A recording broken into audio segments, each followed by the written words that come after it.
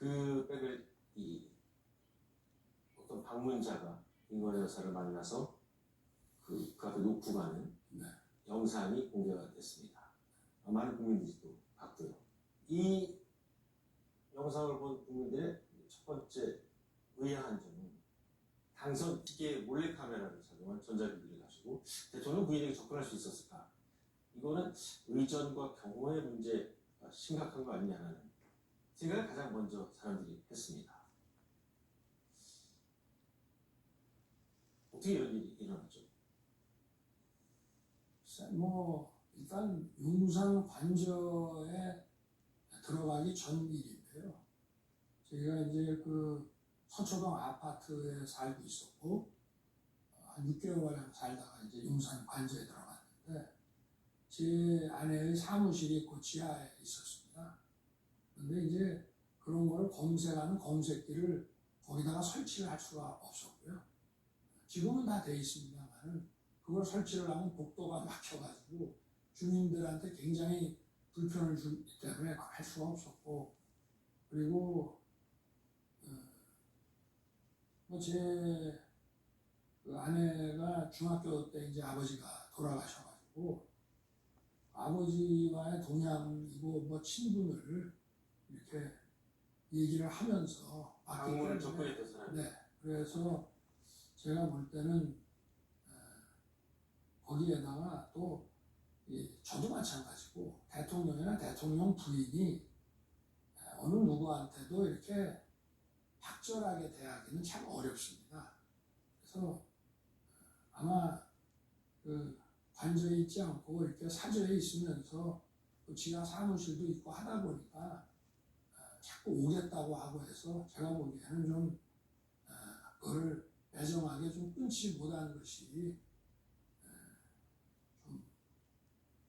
문제라는 문제고 좀 아쉽지 않았나 생각이 되는데, 그렇지만 저한테 만약에 미리 이런 상황을 얘기를 했더라면 조금 더, 저는 아직도 이 26년간 그 사정 업무에 종사했던 그 DNA가 아직도 남아있기 때문에 저라면은 조금 더 좀 단호하게 대했을 텐데 제 아내 입장에서는 그런 여러 가지 상황 때문에 물리치기 어렵지 않았나 생각이 되고, 좀 아쉬운 점은 있습니다.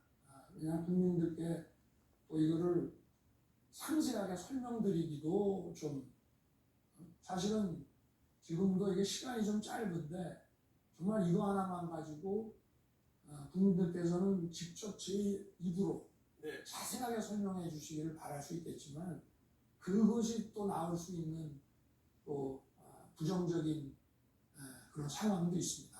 그러나 하여튼 앞으로는 지금은 이제 관저에 가서 그런 것이 잘 관리될 뿐만이 아니라 조금 더 하여튼 선을 분명하게 국민들께서 하여튼 여기에 대해서 좀 오해하거나 불안해하시거나 걱정 끼치는 일이 없도록 하여튼 그런 부분들을 분명하게 해야 될 것 같습니다.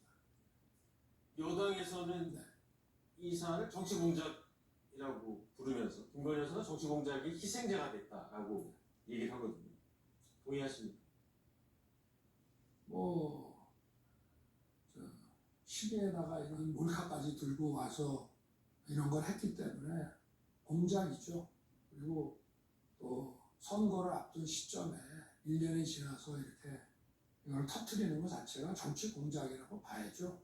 그러나 아까도 제가 말씀을 드렸지만 정치 공작이다라고 하는 게 중요한 게 아니고 앞으로는 이런 일이 발생 안 하게 조금 더 분명하게 선을 그어서 이런 처신을 하는 게 중요하다는 말씀을 드리고 싶습니다. 그리고 확절하게까지야 누구를 대해서는 안 되겠지만 조금 더 분명하게, 좀 단호할 때는 단호하게, 선을 그을 때는 선을 그어가면서 처신을 해야 되겠다는 그런 것이죠. 네. 그 대통령의 의지를 더 강화하기 위해서 제도적으로 특별감찰관 내지는 제2부속실을 설치해서 시스템적으로 보좌하는 게 어떠냐라는 의견도 많이 나오는데 이 부분에 대해서는 어떤 계획을 갖고 계십니까? 뭐 저는 그 임기 초부터 감찰관은 이제 국회에서 선정을 해서 이렇게 보내는 것이고, 그럼 대통령실은 받는 거. 제가 사람을 뽑고 채용하는 것은 아니거든요. 이거 가지고 뭐 민정수석실이다, 또 감찰관이다, 제2부속실이다 이런 얘기를 하는데, 제2부속실 같은 경우는 지금 우리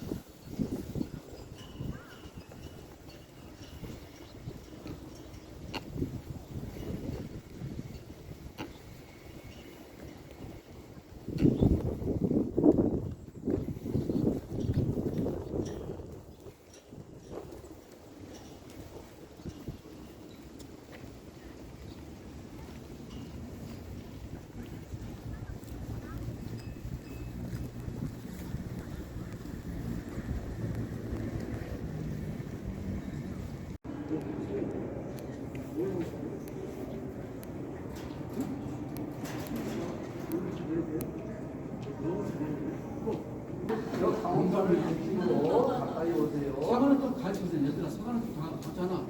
그러면 어떻게 해야 돼? 순식간에 부산선과 김대성을 만나고 세관련 길로 서울을 향해 기사로 상했다. 매장 청중이 수를 향한 수정에서는 민급이 방어구를 편성해 여자들을 막아내지만 대전을 돌아 특히야 선주임금은 피난길에 올랐다.